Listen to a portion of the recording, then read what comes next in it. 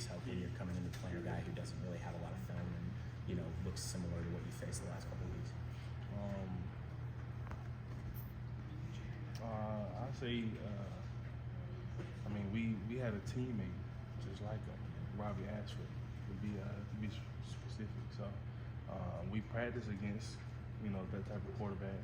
I feel like our quarterback has the ability to run, so we've been practicing against the whole spring, fall, and throughout the beginning of the season. So we've been practicing against it, and I feel like we've been handling it pretty well. I just think with this quarterback, he's really talented, and I think we need to keep eyes on him and while we rush him, just to make sure we don't let him leak out of the pocket, because he can be dangerous leaking out of it. Do you guys feel like there were some times against Arkansas where y'all kind of let that quarterback leak out a little too much when y'all were going after him in the pass rush? Yeah, you know, we didn't think that he would. We didn't think that he wanted to run out of the pocket. You know, we thought that, you know, he was big, he could move, but we thought he wanted to sit in the pocket and get the ball out.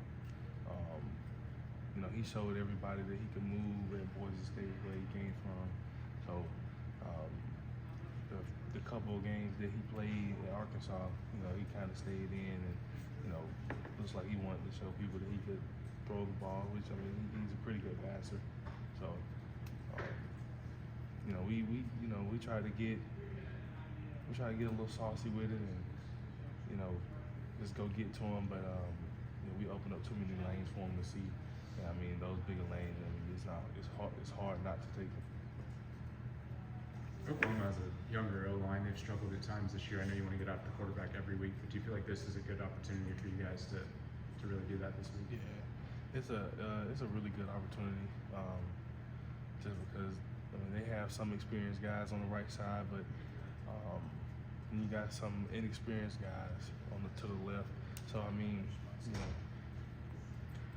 know, it'll be a good week for us to go out there and, you know, show what we can do. But we also got to keep in mind, like, that young guy that they got at quarterback can get the job done.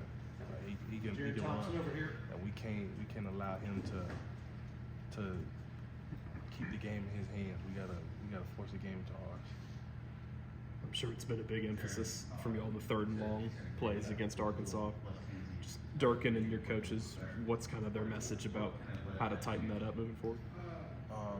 Really just, he let us know that we know how to do it. We just didn't execute it. So we're going to keep preparing how we've been preparing. I'm sure, like, you know, when we played Cal on third down, we got off the field a good bit. So, I mean, you know, it was a matter of we just didn't get off the field. So, I mean, we know how to do it. We just got to execute it better.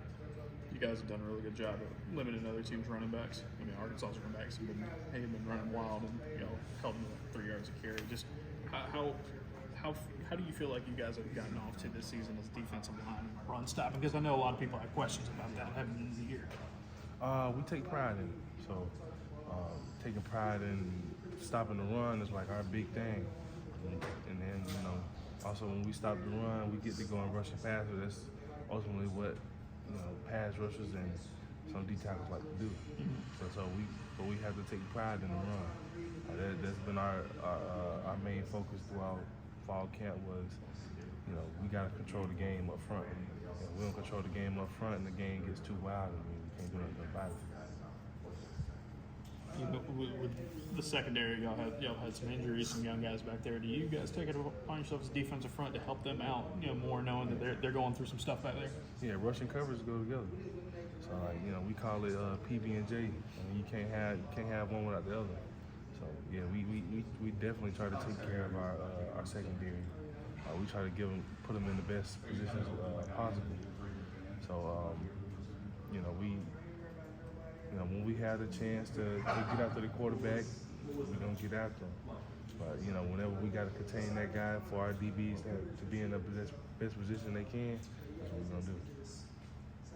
You mentioned that there was a player-led meeting yesterday. Can you share some of what was said in that and what you want to see from your team as really just the juice. Like, you know, we practice against each other so many times in the spring and fall. So, you know, and then a lot of guys are getting the playing time that they think they deserve. Ultimately, it's not about that. It's a team effort. So, I mean, just getting the juice and the enthusiasm, like, you know, this is football. This is what we came here to play. That's what we came here to do. I mean, whether or not you're getting the playing time that you want, you know, you can't just say that. I mean, forget it. Your time gonna come. Like, everybody has a time whenever they get on the field and they shine. You know, my time came a little earlier last year. Some people's time may come later on. You never know, but you just gotta make sure you take advantage of every opportunity you're given, because you never know what opportunity could be your last one.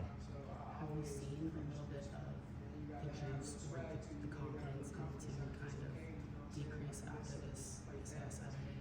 No, we still have confidence in everybody on this team, just because we know what we can do. Like, we know that we haven't reached our peak. We know that we haven't played our best ball at all. Defensively, offensively, special teams, we haven't played our best ball at all. So, yeah, we know what we can do. We just gotta execute it. Like, execution is gonna be a big factor for the week. Really. Appreciate it, Keldric.